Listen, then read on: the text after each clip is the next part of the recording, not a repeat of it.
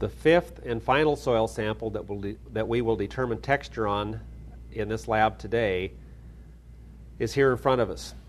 This particular soil sample, upon initial examination, has a very white, gray, or chalkish appearance to it. This is indicating that there is probably something in this particular soil sample imparting that color other than the actual degree of oxidation of the minerals and or the organic matter content. Upon initial examination, we would think this soil to be dramatically different in type than the previously examined soil samples. Now, if we look at these particular PEDs that are in here, you'll notice that some of them have especially high amounts of a white chalky material on the outside of them, even to the point to where it kind of comes off onto your fingers, more so than the regular soil would. What this material is in this particular soil sample that is causing this white chalky appearance is accumulated lime, lime as in calcium carbonate.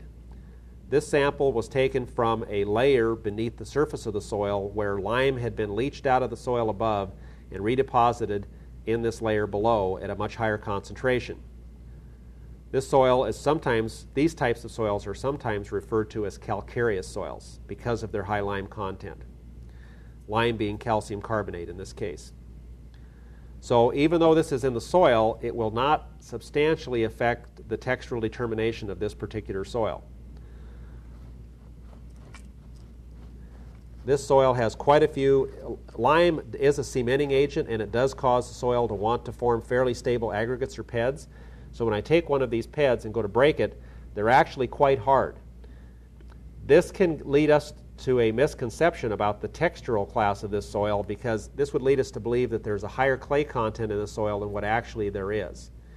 If I break these, I can still break them apart relatively easily, not quite as difficult as I did with the soils with the higher clay content. But yet still, with this degree of firmness in the aggregates or PEDs, it would lead me to believe there's a substantial amount of clay in this soil.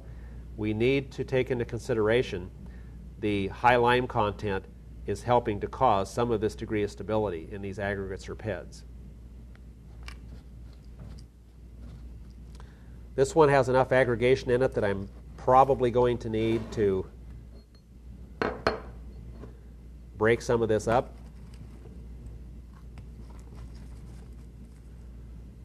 I guess the rule of thumb to use when you're doing this is it's better to have a little bit too much than not enough. So I'm quite a ways over 25 grams in this particular sample, but that would be preferable as to being under. Now another thing, when I had to break up those aggregates or clods in a previous sample, I had to work at it pretty hard. As I start to break these, this is broken down quite easily. So I'm kind of starting to moderate a little bit now on how much clay I believe there's probably in this sample when I'm doing my initial observation.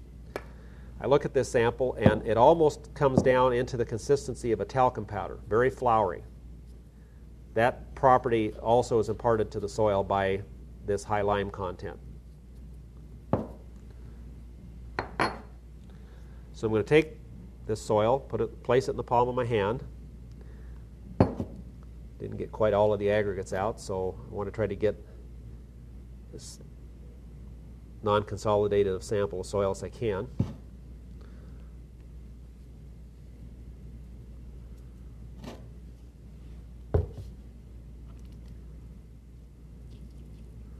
Soil seems to take the water in quite readily.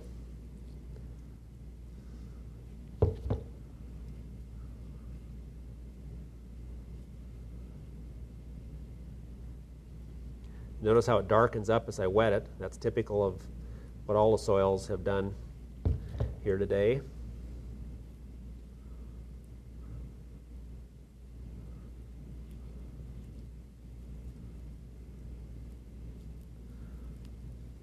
Soils that are high in lime like this one are a little bit deceptive, because these smaller aggregates in here that I'm breaking with my fingers now are quite resistant to being broken down as I wet the soil.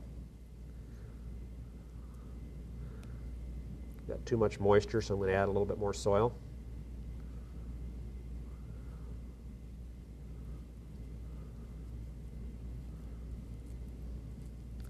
Knead this to try, as you would a ball of dough, Try to get the moisture content work uniformly throughout the sample.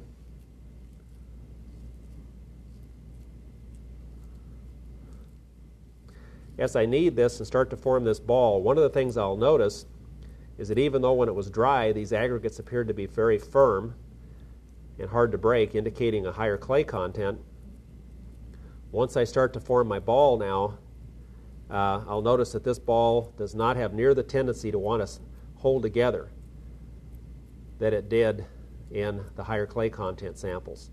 So as I squeeze this, it will still form a ball, but it's a weaker ball than those previous samples which had a relatively high clay content.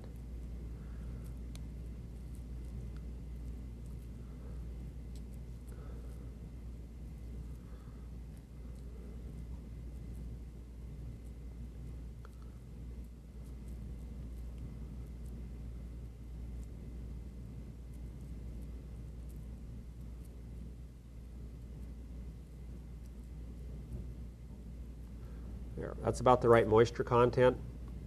I've got a pretty stable ball, but it does want to have a tendency to break off into pieces as I squeeze it.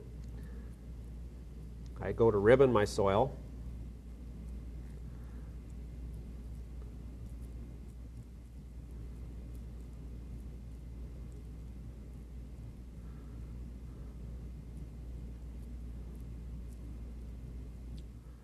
I'm having a little difficulty ribboning this particular sample. This is telling me also that the clay content is not very high. So I'm forming a ribbon, but it's a fairly weak ribbon. You see that it breaks off probably in the not much more than an inch. I'd say slightly over an inch, 2.5 centimeter range. As I go to my soil flow chart, I've gone through the ball and ribboning procedure. We're going to say that for the purpose of this example, this particular ribbon was probably a little more than an inch in length. That puts us into the middle column. As I go down through this, I need to then take a sample of that soil. Notice I also didn't have near as much remaining in my hand as I did when I had a higher clay content to the soil. Get this excessively wet and feel for the amount of smoothness or grittiness in this particular sample. Got to be a little bit careful here because these aggregates have a tendency to want to stay together even in a very small size. And they can feel like sand-sized particles, the aggregates can. This particular sample does not have a high degree of grittiness. It's relatively smooth. That puts us not in the sandy clay loam category. We are back into either the silty clay loam or the clay loam category with this particular soil sample. I would say it's a loam soil, neither smoothness or grittiness predominates. It's right in the middle of our textural triangle. So in this particular sample, we did form a ball. We formed a ribbon of medium degree of strength or consistency. Even though the PEDs were quite hard to break down because of this high lime content, there is not that much clay in this soil, not enough clay to put it into a clay loam category. So we're really into a silt loam or a silty clay loam on this particular soil.